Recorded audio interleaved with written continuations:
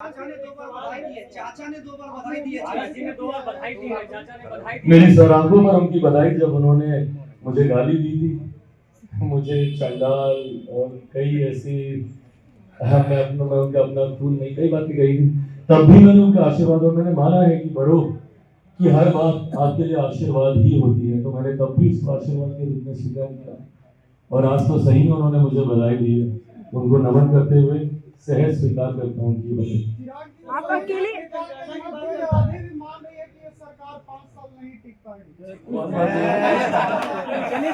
आप अकेले बिहार में यात्रा की बात कर रहे हैं, आप अकेले बिहार में यात्रा की बात कर रहे हैं, क्या आने वाले दिनों में आप अकेले चुनाव में आएंगे, अकेले सभी सीटों पर इसकी तैयारी कर रहे हैं? आने वाले दिनों में क्या आप सभी सीटों के लिए तैयारी कर रहे हैं? विस्तार पे ज्यादा काम करेगी। अलग अलग राज्यों में चुनाव हो रहे हैं, बंगाल के चुनाव है, उत्तर प्रदेश का चुनाव है, पंजाब का चुनाव है, जहां पे गठबंधन के तहत हम लोग चुनाव लड़ने की तैयारी हम लोग कर रहे हैं। और 30 तो भी दूर की बात है, उससे पहले 29 से एक और पड़ाव आएगा, जहां चौथी बार मेरे प्रधानमंत्री आदरणीय नरेंद्र मोदी जी को देश का प्रधानमंत्री बनाने के लक्ष्य के साथ मैं और मेरी पार्टी जिम्मेदारी निभाने का काम करेगी। 30 आते आते यकीनन पार्टी एक बड़े स्वरूप में अपने आप को तैयार कर चुकी होगी। उस वक्त की भूमिका हम लोग तब सोचने का काम करेंगे। पर मैं ये मानता हूं कि जो एनडीए गठबंधन है, ये अपने में इतना स्ट्रॉन्ग और विनिंग कॉम्बिनेशन है, जिसके सामने मैं नहीं मानता कि अब कोई और टिक पाएगा।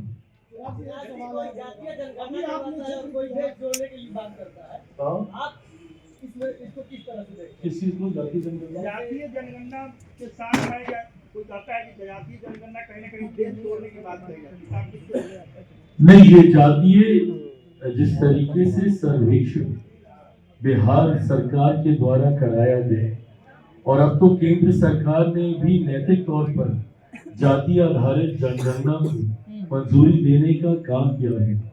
ऐसे में लोक जनशक्ति पार्टी रामविलास इस बात की पक्षधर रही है कि जाति आधारित जनगणना होनी चाहिए।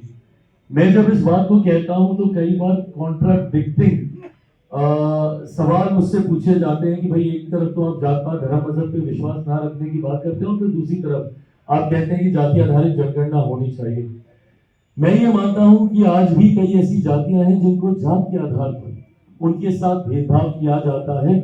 इस सोच को मिटाने के लिए कई बार केंद्र और राज्य सरकारों के द्वारा ऐसी पॉलिसीज, ऐसी नीतियों का गठन किया जाता है ताकि वो मुख्य धारा के साथ जुड़ सके। ऐसे में उन नीतियों के गठन के लिए उसके अनुपात में उचित राशि आवंटन की जा सके।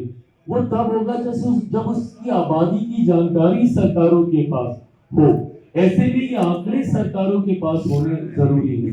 कई बार माननीय न्यायालय के द्वारा भी आंकड़े मांगे जाते हैं कि फलानी जाति की क्या आबादी है और वो सरकारों के पास नहीं होते हैं। तो ऐसे में ये आंकड़े जरूर हो। मैं इसको सार्वजनिक करने का पक्षधर में नहीं, क्योंकि ये कहीं ना कहीं समाज में भेदभाव की भावना को बढ़ाने का काम करते हैं। बट हाँ, ये आने वाले दिनों में ये जाति आधारित जनगणना हो, ये केंद्र सरकार भी इसको नैतिक मंजूरी दे चुकी है और मैं मानता हूँ कि संभवतः ये उचित समय पर किया जाएगा।